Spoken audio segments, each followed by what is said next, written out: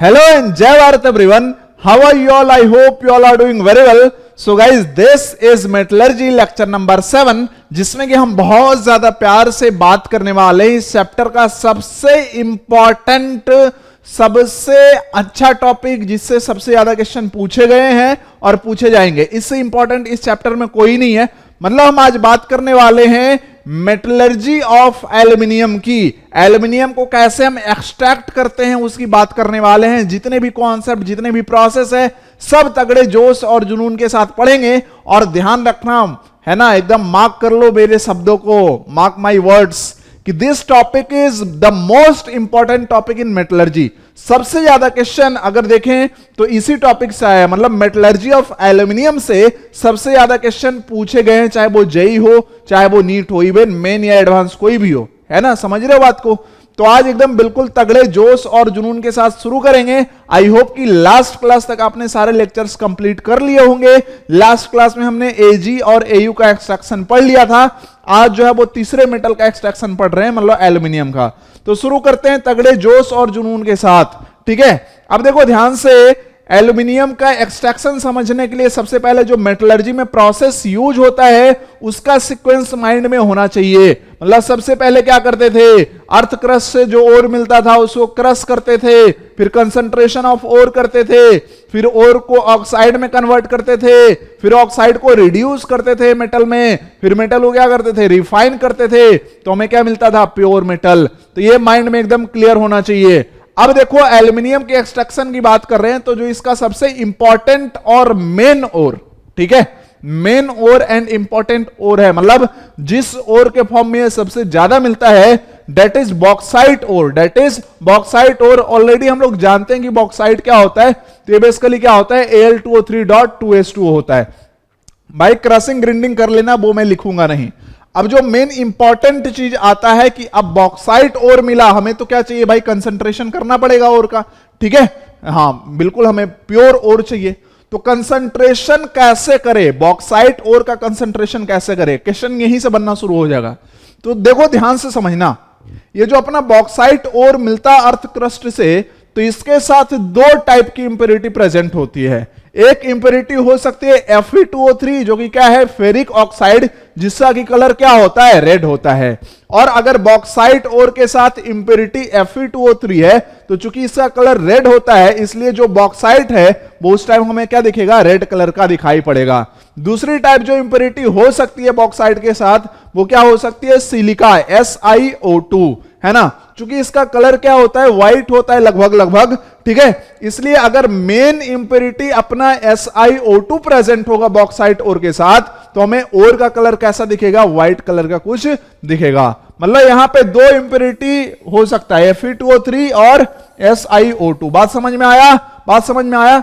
अब depending upon कि main impurity कौन सा है, क्या ज्यादा Fe2O3 प्रेजेंट है या फिर SiO2 प्रेजेंट है, अलग अलग मेथड यूज करेंगे कंसंट्रेशन ऑफ बॉक्साइट ओर के। तो बेसिकली यहां पे अब हम लिखेंगे, सब लोग इतना तो नोट कर ही चुके होंगे। अब हम लिखेंगे, ध्यान से सारी बातों को लिखते जाना है, प्यार से समझते जाना है, प्यार से समझते जाना है कि for the concentration of bauxite ore, for the concentration of, बोल जमूरे क्या होगा, कंसंट्रेशन ऑफ बॉक्साइट ओर का method, for the concentration of bauxite ore 3 method use करते हैं। कितने, 1 2 3 4 5 6 7 नहीं बे, 3 ही चाहिए, है ना, 3 मेथड ही। सबसे पहले मेथड को बोलते हैं बेयर्स मेथड। सो क्या बोलते हैं, बेयर्स प्रोसेस। सेकेंड जो कंसंट्रेशन ऑफ बॉक्साइट ओर का मेथड होता है उसको बोलते हैं हॉल्स मेथड या हॉल्स प्रोसेस। और थर्ड जो मेथड यूज करते हैं कंसंट्रेशन ऑफ बॉक्साइट ओर का, वो होता है सरपेक प्रोसेस। अब भाई सरपेक का स्पेलिंग है ना, सरपेक का स्पेलिंग जो है वो तुम चेक कर लेना। ऐसा नहीं कि मेरे सर पे एक मार देना, ठीक है, सरपेक मेरे को फेंक के मत मारना, सरपेक का स्पेलिंग जो है वो चेक कर लेना। बात समझ में आया? तो कहोगे कि सर कि बॉक्साइट ओर के कंसंट्रेशन के लिए आपने बताया ये 3 मेथड है, तो क्या कभी भी किसी को भी लगा देंगे ऐसे ही, है? 3 मेथड है, कभी भी लगा दोगे किसी को? बिल्कुल भी नहीं, कभी भी किसी को थोड़ी लगाएंगे। तीनों का अपना अपना रेंज है, अपना अपना काम है, ठीक है। बेयर्स प्रोसेस और हॉल्स प्रोसेस तब यूज होता है जब अपना जो मेन इंप्योरिटी है बॉक्साइट ओर के साथ वो कोई और नहीं बल्कि क्या हो, Fe2O3 हो। Fe2O3 को क्या बोलते हैं? Fe2O3 को क्या बोलते हैं? हेमाटाइड भी बोलते हैं, याद होगा सबको। हाँ, समझ में आया? तो जब इंप्योरिटी हेमा हो तो फिर क्या लगाना है? बेयर और हॉल्स को लगाना है। ठीक है, याद करवा दूंगा, अभी तुम टेंशन मत लो। सरपेक प्रोसेस तब लगाना है जब मेन इंप्योरिटी अपना क्या हो? SiO2 हो। तो देखो यहीं पे याद हो जाएगा कि कब किसको लगाना है। देखो SiO2 का फर्स्ट लेटर S, सरपेक का फर्स्ट लेटर S, मतलब सरपेक प्रोसेस कब लगाना है? जब इंप्योरिटी कौन हो? सिलिका हो, SiO2। वर्डिंग देख लो, मैच करा दिया है ना। तो जब सिलिका इंप्योरिटी है तो वर्डिंग बस मैच कर लेना कि तीनों प्रोसेस में किसका वर्ड मैच कर रहा था। तो S और S, मतलब सिलिका जब एज इंप्योरिटी प्रेजेंट होगा तो सरपेक प्रोसेस यूज करेंगे, है ना। और जब मेन इंप्योरिटी Fe2O3 प्रेजेंट होगा तो बेयर्स या फिर हॉल कोई भी हम यूज कर सकते हैं। अरे आया ना, बात समझ में आया नहीं आया? बोले यार, बात समझ में आया नहीं आया? बोले यार, है ना। जैसे अपने पास कितने मेथड? 3 मेथड। किसके? कंसंट्रेशन ऑफ बॉक्साइट और कौन? BHS। B और H कब यूज करते हैं? जब मेन इंप्योरिटी क्या होगा? Fe2O3। सरपेक प्रोसेस कब यूज करेंगे? बोले यार, जब मेन इंप्योरिटी क्या होगा? SiO2। बात समझ में आया? S और S, है ना। यस, लड़की को प्रपोज किया, बोला यस, इसने भी बोला यस। ठीक है, देखो बॉक्साइट और में इंप्योरिटी कौन? सिलिका, है ना। तो बोला कि कंसंट्रेशन करना है ना। ये बेयर, हॉल और सरपेक से बोला कौन करेगा? तो बोला यस, मैं करूंगा, सरपेक। ठीक है, बात क्लियर? सबको समझ में आ गया? अब बारी बारी से हम समझेंगे कि ये तीनों प्रोसेस क्या होता है। उसके पहले ध्यान देना, मैं एक और इंपॉर्टेंट लाइन लिखा रहा हूं जो कि बहुत ही ज्यादा इंपॉर्टेंट है, थोड़ा मोड़ा नहीं, बहुत ही ज्यादा इंपॉर्टेंट है। कि ये जो बेयर्स प्रोसेस है, हॉल्स प्रोसेस है और सरपेक प्रोसेस है, these are the methods of concentration of bauxite ore। concentration of bauxite। Sir पहले क्या आप उर्दू में बोल रहे थे क्या कि फ्रेंच में बोल रहे थे? पहले भी तो आप यही बोल रहे थे। कहना में क्या चाहता हूं, ध्यान समझना। क्वेश्चन आता है कि aluminium can be extracted by Bayer's process, या फिर aluminium can be extracted by Hall's process, या फिर aluminium can be extracted by Serpeck's process, है ना। करेक्ट की इनकरेक्ट? अब देखो क्या होता है, लोगों के साथ क्या होता है, ध्यान समझना, है ना। लोगों के साथ क्या होता है, बोलते हैं हाँ कुछ पढ़ा तो था, है एल्यूमिनियम में ही कुछ पढ़ा था। किसको पढ़ा था? हाँ, बेयर्स को भी पढ़ा था, हॉल्स को भी पढ़ा था, सरपेक भी। सही तो बोल रहा है। अबे गधे, है ना। ध्यान देना मेरी बातों को, बुरा मत मानना, ऐसे ही है, ठीक है। हाँ भाई, ये एक्सट्रैक्शन मतलब क्या होता है? मेटल हमें मिल जाए। क्या यहां से मेटल मिल रहा है क्या? नहीं, यहां पे सिर्फ क्या हो रहा है? कंसंट्रेशन हो रहा है ओर का। यहां से हमें प्योर एंड ड्राई एल्यूमिना मिलेगा और कुछ नहीं। एल्यूमिनियम नहीं मिलेगा, एल्यूमिना Al2O3 मिलेगा। तो these are the method of concentration of bauxite ore, ना कि these are the method of extraction of aluminium. बात क्लियर? क्रिस्टल क्लियर, है ना। चलो अब बारी बारी से समझते हैं। सबसे पहले हम समझेंगे बेयर्स प्रोसेस को, है ना। तो बेयर्स प्रोसेस कब यूज करेंगे, ये सबको याद हो गया। कब यूज करेंगे? जब मेन इंप्योरिटी होगा तो दोनों ही प्रेजेंट, लेकिन जब मेन इंप्योरिटी क्या हो भाई? Fe2O3 प्रेजेंट हो, है ना। राइटिंग पे तुम मत जाना जिंदगी में, ठीक है, नहीं तो फिर बहुत मार खाओगे।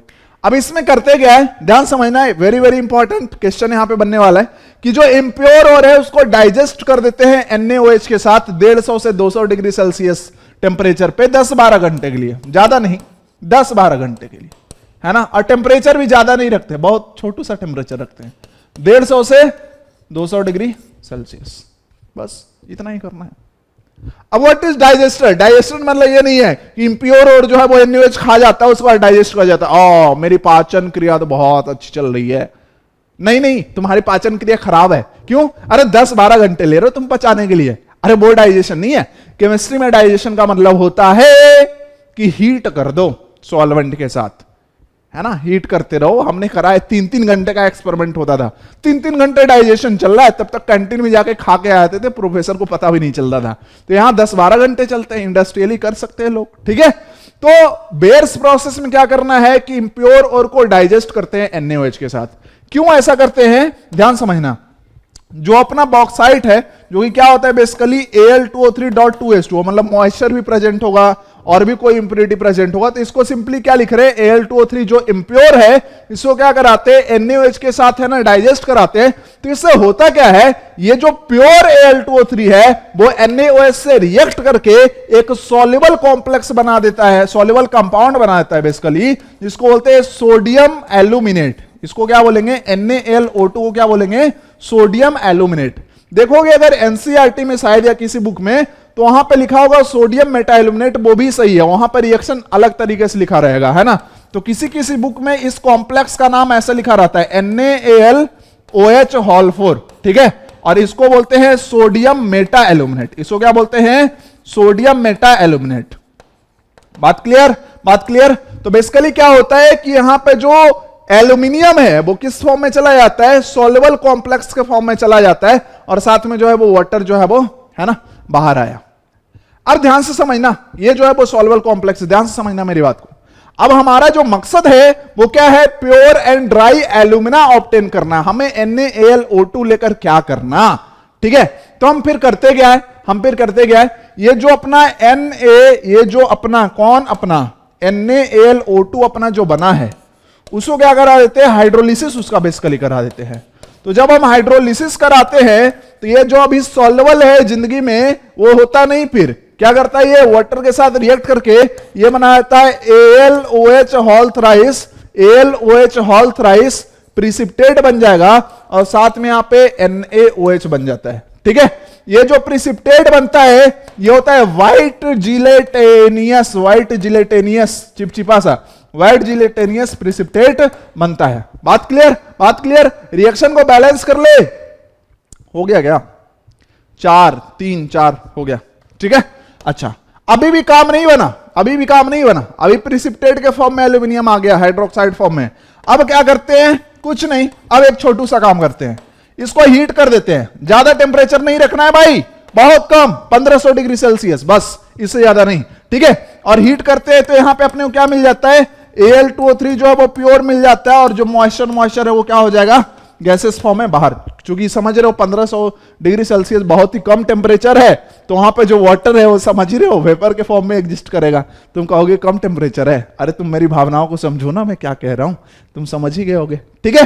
तो यहां से जो अपने को Al2O3 मिलता है वो क्या मिलेगा, प्योर एंड ड्राई मिला। तो हमने क्या किया कि एल्यूमिना को प्योर एंड ड्राई फॉर्म में ऑब्टेन कर लिया, किससे, बेयर्स प्रोसेस से। बात समझ में आया, अरे बात समझ में आया कि नहीं आया, बोल यार, हाँ बोल बोल, बिल्कुल सर आया, सर आया, ठीक है। इसको बैलेंस कर लेना। कोई बोल अरे इधर तो एक ही एल था, इधर 2 कैसे बन गया, भाई बैलेंस कर ले, है ना, जिंदगी में बैलेंस करते रह।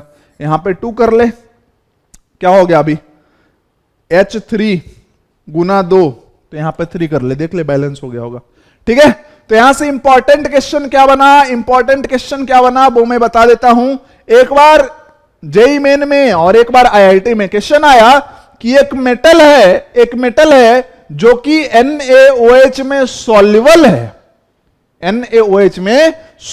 है, और वो सॉल्युबल कंपाउंड जब वाटर से रिएक्ट करता है तो व्हाइट जिलेटेनियस प्रिसिपिटेट बनाता है ना, व्हाइट जिलेटेनियस प्रिसिपिटेट बनाता है। तो बताओ वो मेटल कौन सा होगा, ऑप्शन में FeZnAlMn, क्या आएगा आंसर, एल की प्रॉपर्टी है, देखो एल्यूमिनियम और एल्यूमिनियम के कंपाउंड की प्रॉपर्टी है कि वो NaOH में आसानी से सॉल्युबल होता है। बात समझ में आ गया, तो आई होप कि चीजें क्लियर होंगी, बिल्कुल क्लियर होंगी। अब कुछ लोग सोच रहे होंगे सर रिएक्शन को रट्टा मार लेंगे, अरे कोई जरूरत नहीं है, जो पॉइंट बताते जा रहा हूं कि क्या पूछ सकता है, ठीक है। जैसे ये क्वेश्चन आएगा इस पूरे प्रोसेस से, सर पे बेयर प्रोसेस किसके लिए यूज होता है, तो कंसंट्रेशन ऑफ बॉक्साइट ओर के लिए। कब यूज होता है, जब मेन इंप्योरिटी Fe2O3 हो।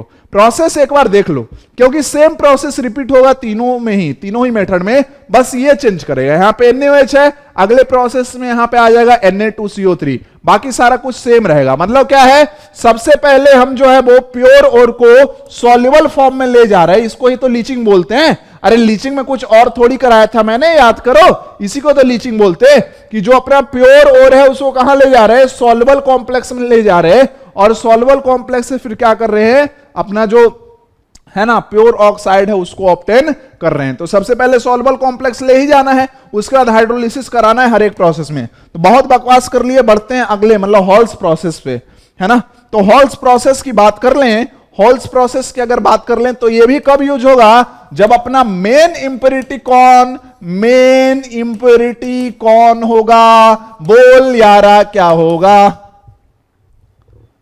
क्या होगा, मेन इंप्योरिटी Fe2O3 होगा, मतलब रेड बॉक्साइट के लिए यूज होगा। बहुत बढ़िया।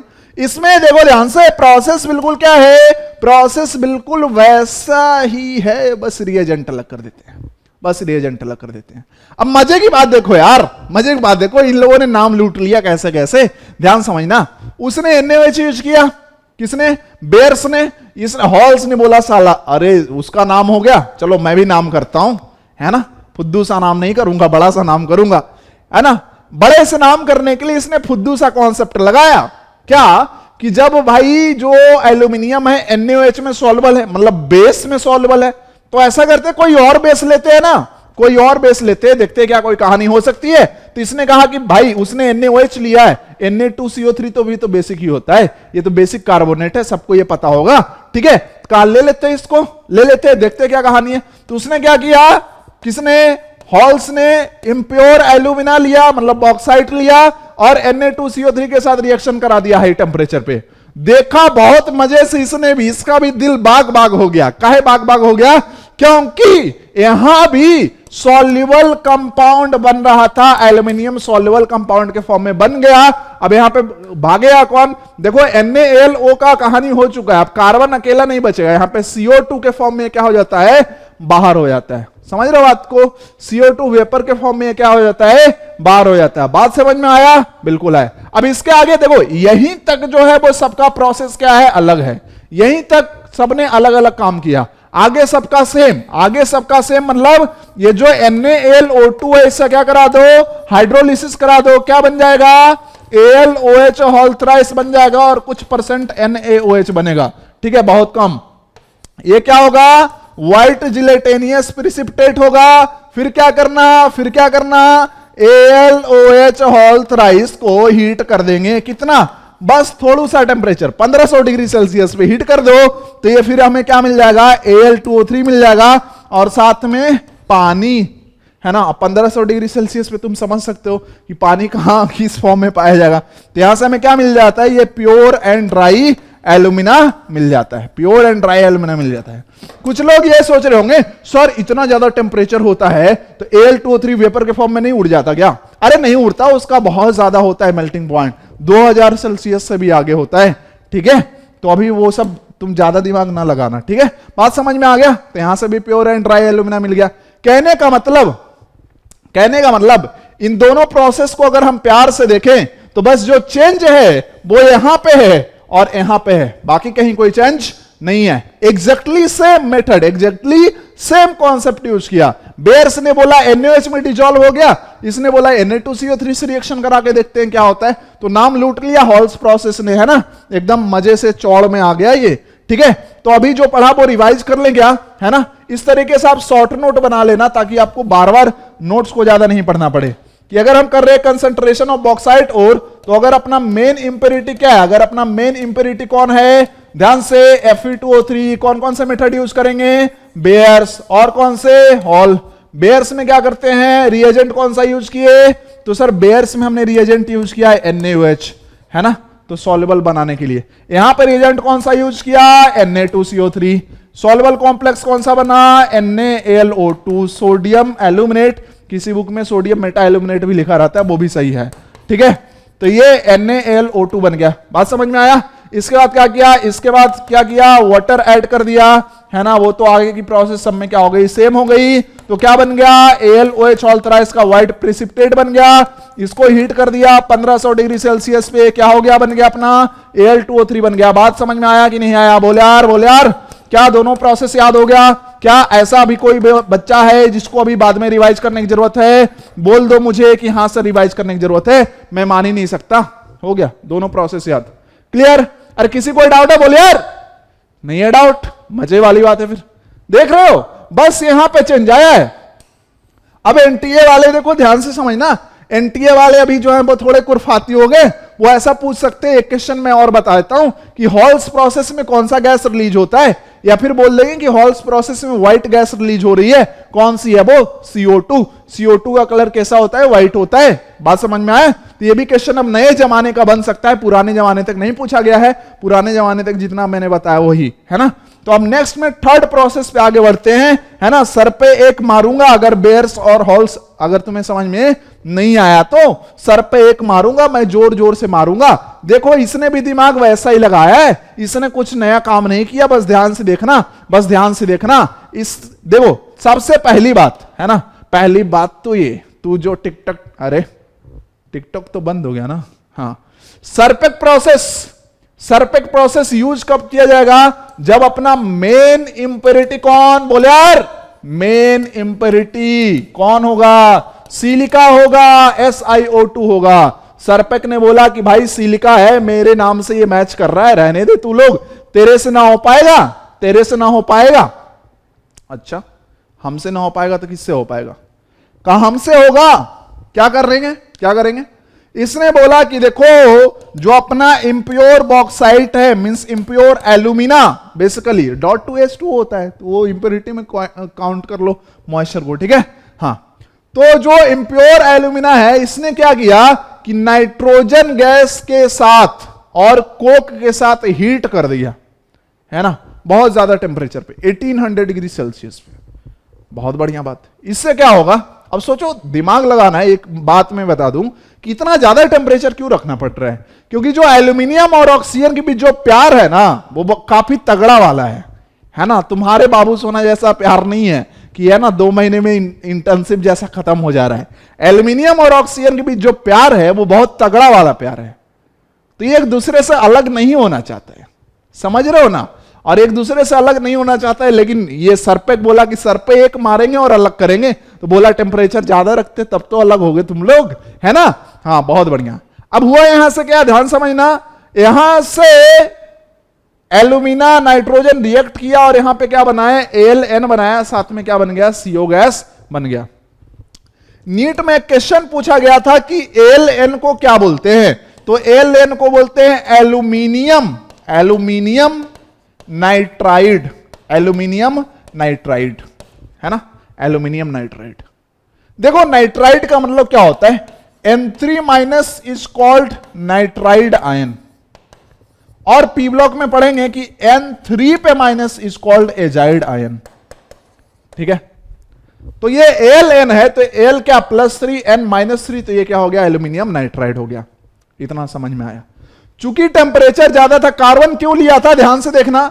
एक तो कार्बन जो है ऑक्सीजन से कंबाइन होकर CO बना दिया, चलो नहीं भी बनाता तो उससे हमें घंटा फर्क पड़ता, हमारा तो मेन काम है इंप्योरिटी हटाना।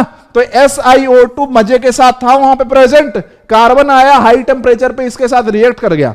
अब रिएक्ट किया तो क्या बनाया, कहा सिलिका से, कि सारा बहुत दिन तुम लोग साथ में रहे, सिलिकॉन और ऑक्सीजन, तुम्हारे बीच का प्यार जो है ना वो बहुत दिनों का है ना। मैं भूखा हूं साला, हमेशा अकेला पाया जाता हूं, हमेशा अकेला पाया जाता हूं, मुझे भी तो कुछ यार मजे लेने दो, ठीक है। तो और टेम्परेचर भी ज्यादा था, तो सिलिका बोला ठीक है जा यार, तू छोड़ेगा ऐसे भी मेरे को नहीं, मैं मना कर दूंगा तो कौन सा तू छोड़ देगा, ठीक है। मुझे तो ऐसे भी अब हम तो भय परदेसी होना है, क्योंकि टेम्परेचर इतना ज्यादा है। तो कहा बहुत बढ़िया सोचा तुमने, कार्बन ने बोला बहुत बढ़िया सोचा सिलिकॉन तुमने, है ना, ये अपने साथ दुनिया बसा लिए, कार्बन और ऑक्सीजन मिलकर दुनिया बसा लिए, कौन सा, CO2, और दुनिया बसा के चूंकि टेम्परेचर ज्यादा है तो ये भी उड़ेंगे। लेकिन वहां पे जो गैस रिलीज हो रही है CO2, ये क्या है, व्हाइट कलर की है। इसलिए ध्यान से देखना, इस टाइम पे जो अपने को एल्यूमिना मिलता है ना, आगे की प्रोसेस एल्यूमिना जो अभी मिलने वाला है, उसका कलर कैसा हमें दिखता है, व्हाइट दिखता है। ऑलरेडी मैं ये बता भी चुका हूं। और जो सिलिकॉन है, चूंकि सिलिकॉन का सब कुछ लुट चुका है, ये बर्बाद हो चुका है ना, इसके लवर को कार्बन लेके उड़ चुका है, तो अब ये भी कहता है अब हम जी के क्या करेंगे, वोलेटाइल फॉर्म में क्या हो जाता है, बाहर, वोलेटाइल फॉर्म में क्या हो गया, बाहर। बात समझ में आया, यहां तक तो समझ में आया। अब आगे सर, ये तो एल्यूमिनियम चला गया एल्यूमिनियम नाइट्राइड में, हमें तो Al2O3 निकालना है। अरे तो क्या दिक्कत क्या है यार, AlN को रिएक्ट करवा दो। किसके साथ करवा दें, किसके साथ, H2O के साथ, और किसके साथ, सब में प्रोसेस सेम है। H2O के साथ रिएक्ट कराएंगे, क्या होगा सर, ये बनाएगा AlOH होल थ्राइस और साथ में क्या बनाएगा, NH3 गैस। सर ये टेढ़ा क्यों जा रहा है, अरे बस तुम अभी ध्यान दो मेरी भावनाओं पे, बात समझ रहे हो, है ना। तो ये होगा रिएक्शन। पूछा जा सकता है ये भी कि कौन सी गैस रिलीज होती है सरफेक्ट प्रोसेस में जब एल्यूमिनियम नाइट्राइड को वाटर से, है ना, रिएक्ट कराते हैं, या फिर एल्यूमिनियम नाइट्राइड का हाइड्रोलिसिस कराने पे कौन सा गैस रिलीज होता है। तो हम क्या बोलेंगे, बोर्ड पे देख सकते हो क्या बोलेंगे, हम बोलेंगे कि सर NH3 गैस रिलीज हो रही है कि नहीं हो रही है, बिल्कुल हो रही है।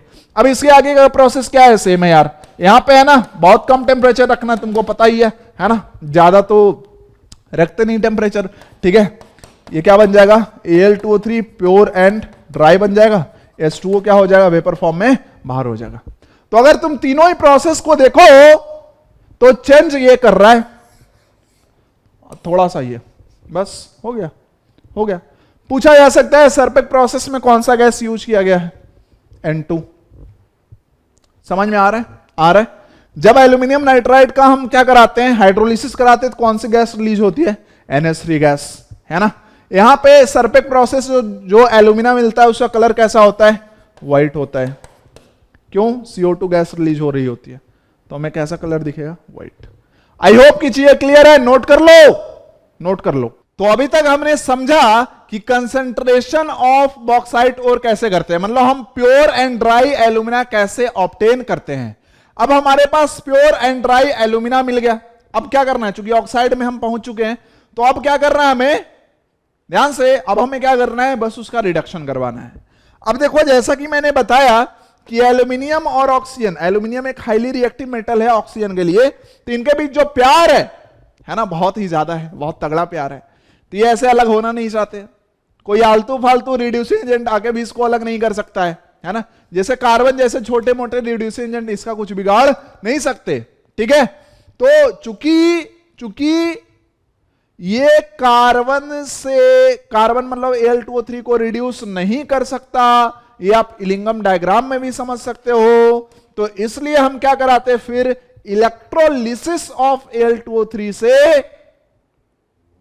एल्यूमिनियम को एक्सट्रैक्ट करेंगे, ऑब्टेन करेंगे, मतलब जो रिडक्शन कराएंगे एल्यूमिना का, वो कैसे, कार्बन के साथ नहीं, कैसे, क्या यूज करेंगे वहां पे, बोल जल्दी, इलेक्ट्रोलिसिस यूज करेंगे। इलेक्ट्रोलिसिस है ना, करंट वरेंट सप्लाई करेंगे, अब तोड़ेंगे Al2O3 को, अलग अलग करेंगे उसको, एल्यूमिनियम ऑक्सीजन को, ठीक है, इलेक्ट्रोलिसिस करवाएंगे।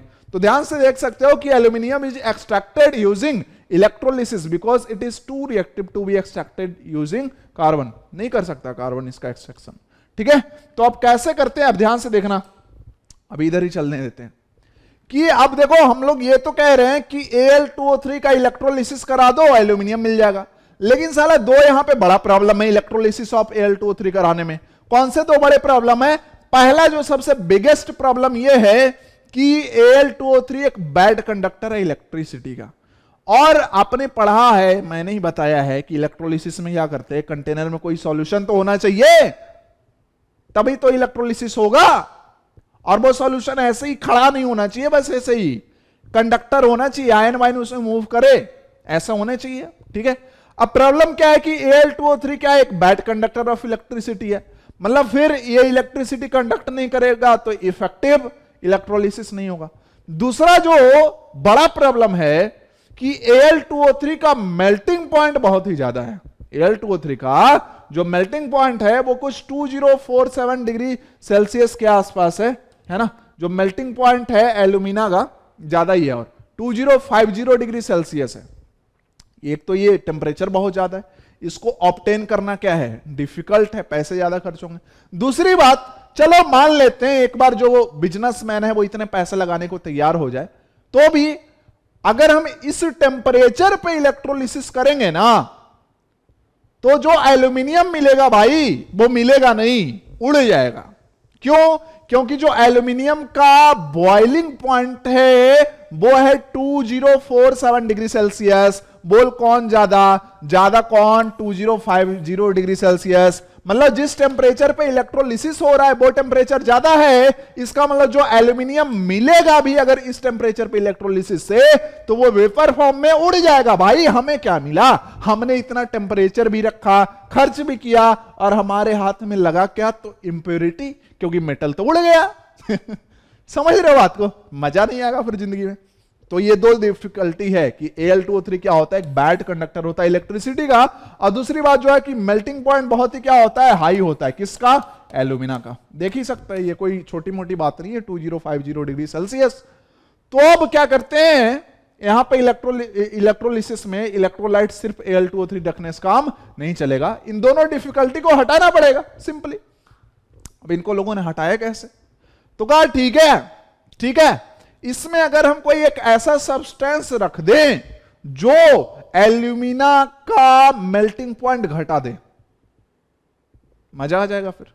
और एक ऐसा सब्सटेंस रख दे, मिला दे इसमें, कि क्या करे, एल्यूमिना मिक्सचर का क्या करेगा, मतलब वो सब्सटेंस जब मिला दिया तो जो मिक्सचर बनेगा अपना, उसकी इलेक्ट्रिकल कंडक्टिविटी क्या हो जाए, बढ़ जाए, तो इलेक्ट्रोलिसिस भी आसानी से होगा। तो लोगों ने दो सब्सटेंस यहां पे यूज किया जाता है, जो कि क्वेश्चन में एक बार दो बार नहीं, कम से कम 10-20 बार पूछा गया है डिफरेंट डिफरेंट एग्जाम में। Very very important question from the metallurgy of aluminium की इलेक्ट्रिकल कंडक्टिविटी को बढ़ाने के लिए, इलेक्ट्रिकल कंडक्टिविटी ऑफ एल्यूमिना को बढ़ाने के लिए कौन सा सब्सटेंस यूज होता है, तो उसका सिंपल आंसर है फ्लोअस्पार। फ्लोअस्पार, जिसका की फॉर्मूला क्या है, CaF2। Very very important trick बताऊंगा, टेंशन मत लो। फिर बोलता है कि एल्यूमिना का मेल्टिंग पॉइंट रिड्यूस करने के लिए कौन सा इलेक्ट्रोलाइट यूज किया जाता है, तो उसका नाम है क्रायोलाइट। बहुत रोता है ये, बहुत रोता है, क्योंकि इसका देखो ना काम ही क्या दिया है, दूसरे का मेल्टिंग पॉइंट घटा दो, साला ये भी कोई काम होता है ना, इसलिए बहुत रोता है। तो क्रायोलाइट किसके लिए यूज करते हैं, मेल्टिंग पॉइंट को घटाने के लिए एल्यूमिना का। इसका फॉर्मूला क्या है, Na3AlF6, जो कि बेसिकली मिक्स्ड फ्लोराइड होता है। ये बेसिकली ऐसा होता है 3NaF.AlF3, है ना, कंबाइंडली इसको Na3AlF6 बोलते हैं। अब ऐसे आ गया तो ठीक है, बहुत बढ़िया बात है। अब एग्जाम में क्या करता है, देखो तुम लोग एग्जाम दे रहे हो अच्छा वाला, नेशनल लेवल एग्जाम दे रहे हो, तो उसमें क्वेश्चन भी नेशनल लेवल होगा। ऑब्वियस सी बात है, बोर्ड लाइक क्वेश्चन नहीं हुआ। बोर्ड क्या है यार, मतलब कुछ है ही नहीं, है ना, ठीक है, नहीं है, कुछ भी नहीं है। मतलब अगर हम जेई या नीट को 100 माने तो बोर्ड जो है वो 10 या 15 है, ऐसा है बस, और ज्यादा नहीं है। इससे ज्यादा अगर तुम समझते हो तो तुम गलत स्ट्रेटजी पिक कर रहे हो बोर्ड के लिए फिर, ठीक है, या फिर अपनी लाइफ के लिए, है ना। डॉक्टर बनना है और तुम कह रहे हो कि तुम ये लॉजिक दे रहे हो, यहाँ बोर्ड में तो 50% आने चाहिए, तो ज्यादा बोर्ड पढ़ो। अरे क्या कह रहे हो यार, ये तुम अगर जेई नीट कर सकते हो तो बोर्ड नहीं कर सकते हैं? बोर्ड का सिलेबस अलग है क्या? Board is the subset of JEE NEET, nothing else. बात समझ रहे हो? बोर्ड पे ऐसा नहीं कि बहुत ज्यादा 12th में भी आया तो एकदम से दिए पड़े हैं, हाँ बोर्ड बोर्ड बोर्ड कर रहे हैं, तो फिर नीट गड़बड़ हो जाएगा तुम्हारा, या जेई गड़बड़ हो जाएगा। बात समझ रहे हो ना? तो मैनेज करना सीखो, एक पर्टिकुलर स्ट्रेटजी बनाओ। मैं तो यार क्या बता रहा हूं, मैं 15 दिन पढ़ा था बोर्ड के लिए, बोर्ड के लिए 15 दिन पढ़ा था, है ना, बहुत नंबर आ गए थे, बहुत आ गए थे, क्योंकि मेरा माइंडसेट ही था कि बोर्ड में हमको टेंशन ही नहीं लेना है। जिस एग्जाम का टेंशन लोगे ना उसमें तुम्हारे मार्क्स कम आ सकते हैं, लेकिन जिस एग्जाम का टेंशन नहीं लोगे ना, वो पता नहीं क्या होता है ऐसा, मतलब मुझे आज तक लॉजिक नहीं समझ में आया, लेकिन मैजिक समझ में आया है कि जिस एग्जाम का टेंशन नहीं लोगे ना उसमें मार्क्स पता नहीं कैसे अच्छे आ जाते हैं, है ना। अब इसका मतलब ये नहीं है नीट के लिए पढ़ा ही नहीं और बोले कि हम टेंशन नहीं लेंगे, सर ने आपने ही तो बोला मैजिक होगा, ऐसा मत कर दियो, ठीक है। ठीक है, चलो इसमें क्वेश्चन ये पूछा जाता है, चलो अलग अलग पूछा तो ठीक है।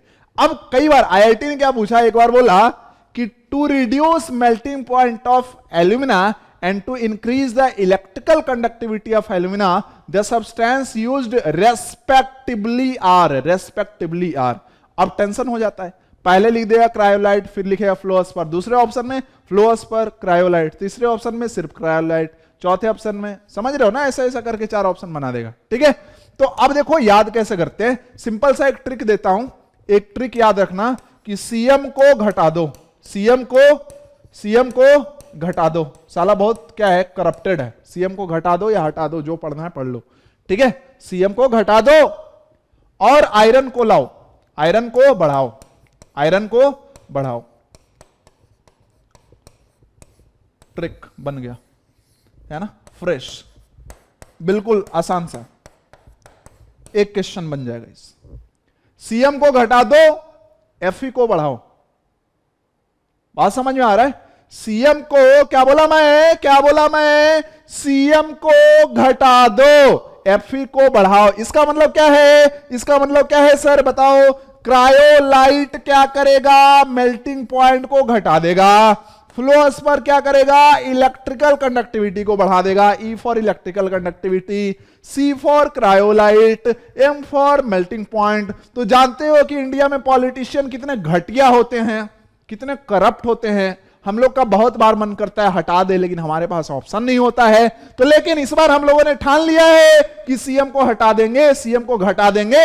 इसका मतलब जो क्रायोलाइट है वो क्या करता है, मेल्टिंग पॉइंट डिक्रीज करता है। ऑर्डर याद हो गया। जो फ्लोस्फर है वो क्या करेगा, इलेक्ट्रिकल कंडक्टिविटी को इंक्रीज करेगा। बात समझ में आया यार? बोलो यार। हाँ, इससे अच्छा ट्रिक कहां मिल जाएगा तुमको, है ना। और मेरी ट्रिक कहीं से कॉपी पेस्ट नहीं होती है, मजे की बात ये है। ठीक है, चलो, मजा नहीं आता मुझे कॉपी पेस्ट का। फ्लोस्फर इंक्रीजेज, अभी पढ़ लिया। Cryolite decreases melting point of alumina, और ये डिक्रीज करे कहां ले आता है, 900 डिग्री सेल्सियस तक ले आता है।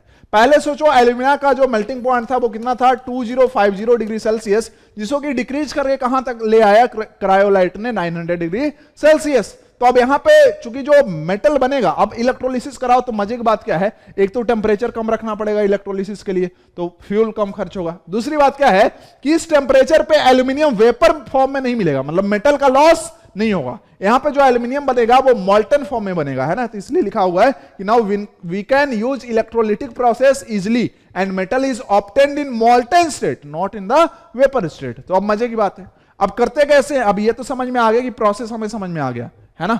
यहां पे जो इलेक्ट्रोलाइट होगा वो ये तीनों होगा, सिर्फ Al2O3 नहीं रख सकते, है ना, ये तीनों रखना पड़ेगा। अब करते कैसे हैं, क्या सेटअप होता है, तो सेटअप यहां पे देख सकते हो, सेटअप यहां पे देख सकते हो तुम प्यार से, है ना। सबसे पहले देखो इलेक्ट्रोलिसिस है, मतलब क्या कराना है हमको, एक कंटेनर लेना है, उसमें एनोड होगा और कैथोड होगा।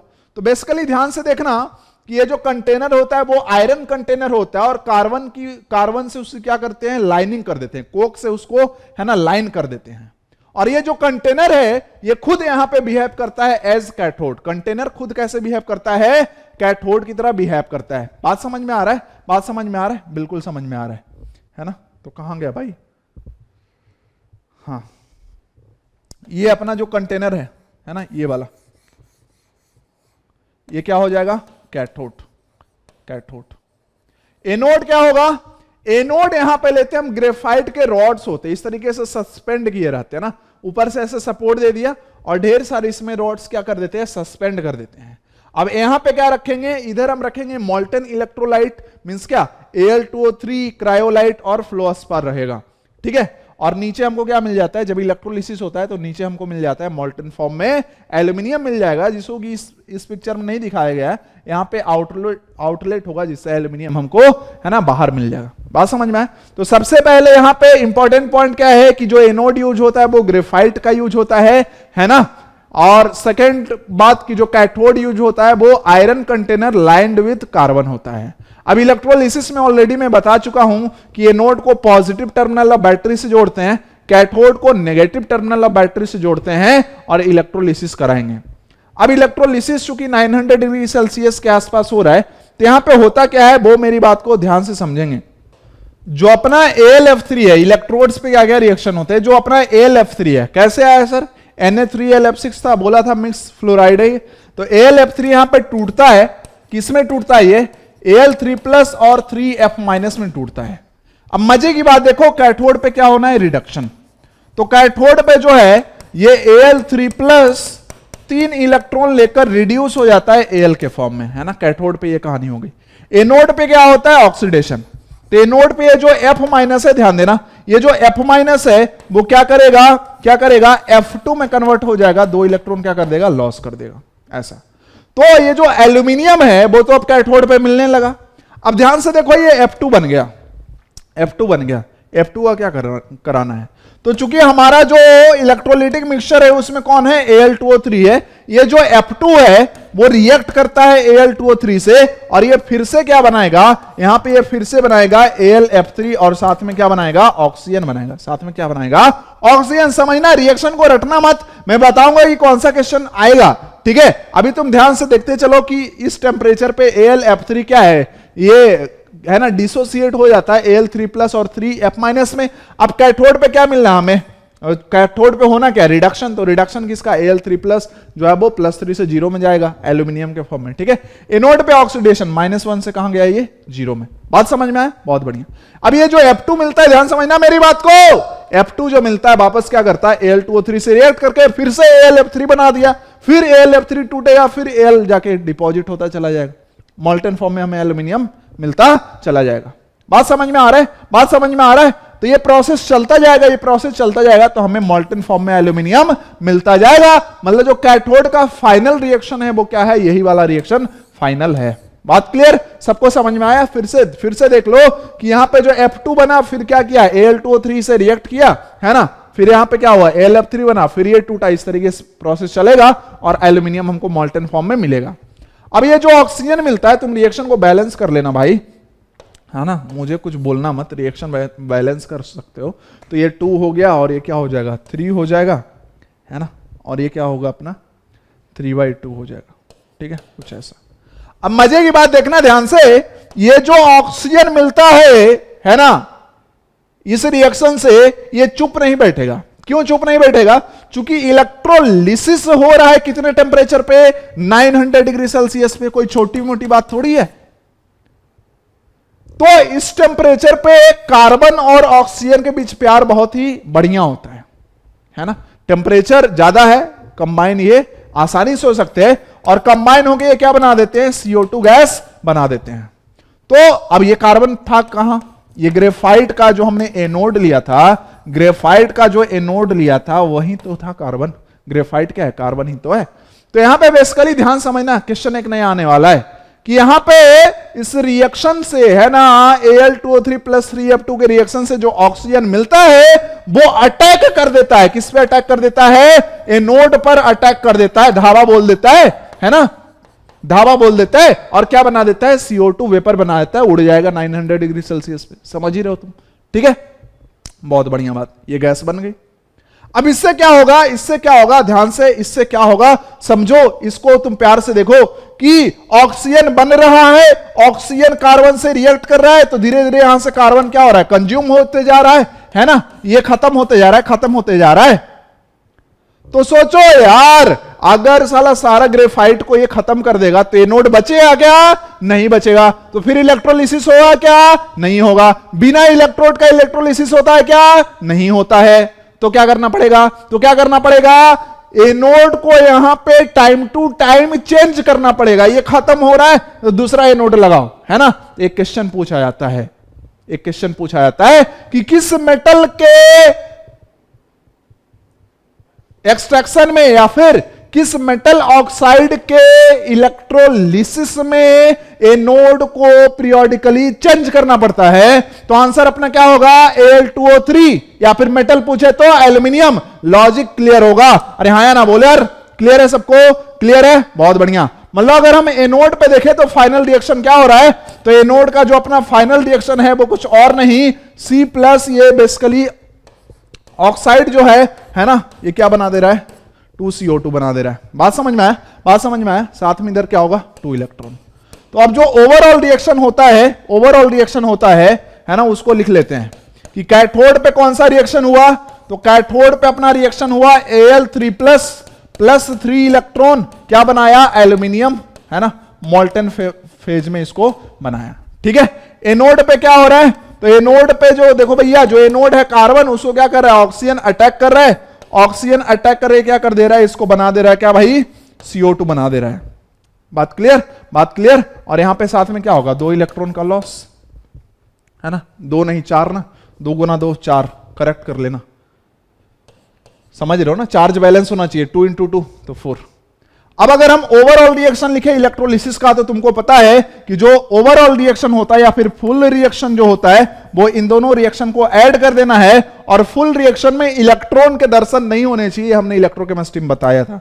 ठीक है, तो अब देखो ध्यान से समझना, इलेक्ट्रोलिसिस के फुल रिएक्शन में इलेक्ट्रॉन के दर्शन नहीं होने चाहिए। तो अब क्या करना पड़ेगा, रिएक्शन में इलेक्ट्रॉन को कटाना पड़ेगा। कैसे, अगर मैं इसमें 3 से मल्टीप्लाई कर दूं और अगर मैं इसमें 4 से मल्टीप्लाई कर दूं, क्या होगा, मजे की बात देखो, मजे की बात क्या हो जाएगा, चलो मैं लिख के ही दिखा देता हूं कि अपना ये बन जाएगा 4Al3 plus 12 electron goes to 4Al, और इधर क्या बन जाएगा 3C प्लस 6O2 माइनस ये क्या बन जाएगा 3CO2 प्लस 12 इलेक्ट्रॉन। हाँ या ना बोले यार, हाँ या ना बोले यार, हाँ 12 इलेक्ट्रॉन कैंसल, बहुत बढ़िया बात, बहुत ही शानदार बात। अब क्या, तो कुछ नहीं, अब क्या चाहिए जिंदगी में, इधर अपना क्या हो जाएगा 4Al3 प्लस क्या हो जाएगा 3C प्लस 6O2 माइनस ये इधर क्या बना देगा 4Al प्लस 3O2, और यहां पे ध्यान देना जो नंबर ऑफ इलेक्ट्रॉन ट्रांसफर्ड है वो कितना हुआ 12, नंबर ऑफ इलेक्ट्रॉन ट्रांसफर कितने हुए 12। तो this is the net reaction in the electrolysis of Al2O3, in the electrolysis of Al2O3। इसको और प्यार से ऐसे लिख सकते हैं Al2O3 के फॉर्म में, अगर इसको तुम लिखना चाहो तो ध्यान से देखना, तो क्या बनेगा Al2 है ना, Al2O3 अगर लिखे इन दोनों को मिलाकर तो ये क्या हो जाएगा 2Al2O3 हो जाएगा, प्लस क्या हो जाएगा 3 carbon goes to Al plus 3CO2। तो this is the net reaction. I hope की चीजें क्लियर होंगी।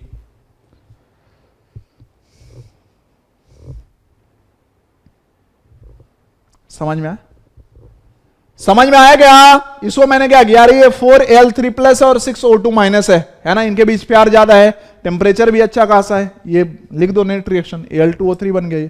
ठीक है, तो Al2O3 प्लस 3C ये हो गया net reaction in the electrolysis of Al2O3, और इस रिएक्शन के लिए नंबर ऑफ इलेक्ट्रॉन ट्रांसफर क्या है 12 है। एक क्वेश्चन पूछा जाता है इलेक्ट्रोकेमिस्ट्री में, ध्यान देना, और मैं ये दावे के साथ कह सकता हूं कि अगर 100 बच्चे पढ़ते तो उसमें कम से कम मैं बता रहा हूं 92 to 93 बच्चे को इस क्वेश्चन में दिक्कत होता है, नंबर ऑफ इलेक्ट्रॉन ट्रांसफर उनको नहीं पता चलता। ठीक है, तो ध्यान देना, ये इलेक्ट्रोकेमिस्ट्री के लिए भी बहुत ज्यादा इंपॉर्टेंट है, हमने क्वेश्चन करा भी है कि अगर मैं तुमसे बोलूं कि Al2O3 plus 3/2 carbon goes to 2Al plus 3/2 CO2, तो बताओ यहां पे नंबर ऑफ इलेक्ट्रॉन ट्रांसफर कितना हुआ, तो क्या बोलोगे 6 होगा। समझ में आया क्या? अरे रिएक्शन को 2 से डिवाइड कर देते हैं तो यहां पे क्या 6 इलेक्ट्रॉन तो चाहिए होता ना बैलेंसिंग में। ठीक है, हाँ, तो जो नेट यहां पे इलेक्ट्रॉन कैंसिल हो रहे हैं वही फुल सेल रिएक्शन में क्या होता है नंबर ऑफ इलेक्ट्रॉन ट्रांसफर, ये हमने इलेक्ट्रोकेमिस्ट्री में ऑलरेडी पढ़ा हुआ है। तो आई होप कि ये चीजें आपको क्लियर होगी, है ना। और ये जो इलेक्ट्रोलिसिस प्रोसेस हुआ इसको बोलते हैं हॉल हेराल्ट प्रोसेस।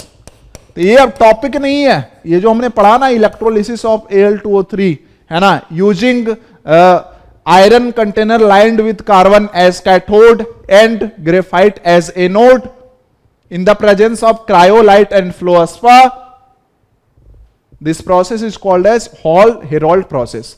अब मैं तुमसे एक बहुत ही क्लियर कट क्वेश्चन पूछना चाहता हूं, आंसर करना कि aluminium is extracted from Hall's process, correct कि इनकरेक्ट? इनकरेक्ट, क्योंकि हॉल्स प्रोसेस कुछ और था। Aluminium is extracted from Hall Heroult process, correct. Hall Heroult process is correct, not Hall process. बात क्लियर? समझ में आ गया? समझ में आ गया।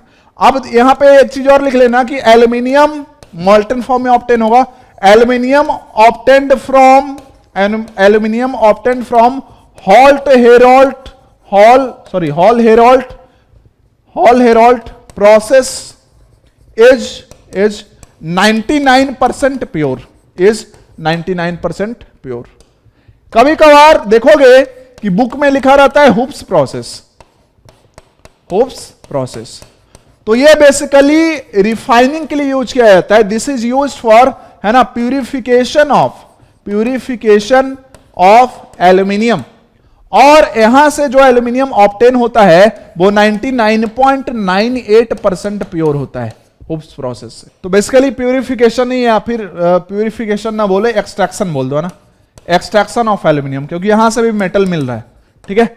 और बेसिकली ये भी इलेक्ट्रोलिसिस ही होता है, हुब्स प्रोसेस भी इलेक्ट्रोलिसिस होता है। यहां पे जो इलेक्ट्रोलाइट होता है, यहां पे जो इलेक्ट्रोलाइट होता है, ये बेसिकली होता है मिक्सचर ऑफ फ्लोराइड्स ऑफ जैसे सोडियम, बेरियम, है ना, एल्यूमिनियम एंड, है ना, Al2O3। तो इनका फ्यूज्ड मिक्सचर होता है इलेक्ट्रोलाइट, है ना।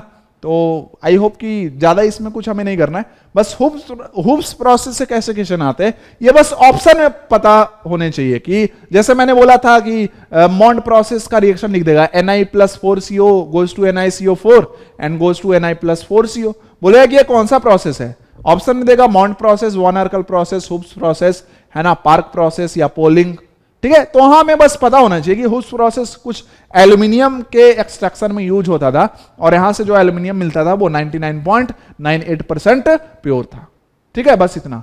तो मेन इंपॉर्टेंट जो है वो अपना एल्यूमिनियम का एक्सट्रैक्शन है। सारे क्वेश्चन आई होप क्लियर होगा। क्रायोलाइट किसके लिए यूज किया जाता है, फ्लो अस्पा किसके लिए यूज किया जाता है, जो नेट रिएक्शन है वो अपने को पता होना चाहिए, इलेक्ट्रोकेमिस्ट्री में आता है। बात समझ में आ रहा है कि नहीं आ रहा है? आ रहा है। हॉल्स प्रोसेस किसके लिए यूज होता है, सरपेक प्रोसेस किसके लिए यूज होता है, क्या वो एक्सट्रैक्शन है या फिर कंसंट्रेशन है ना। तो ये कुछ 4-5 क्वेश्चन एल्यूमिनियम के एक्सट्रैक्शन से बनते हैं जो कि बार बार पूछे जाते हैं। ऐसा कि किस मेटल के, है ना, एक्सट्रैक्शन में एनोड को पीरियोडिकली चेंज किया जाता है, तो आंसर होगा एल्यूमिनियम। तो आई होप कि चीजें एकदम से क्लियर हो गई होगी। तो आज का लेक्चर अब हो गया बहुत ज्यादा, यहीं पे रोकते हैं। So thank you very much for watching this video. Love you all. जय हिंद, जय भारत।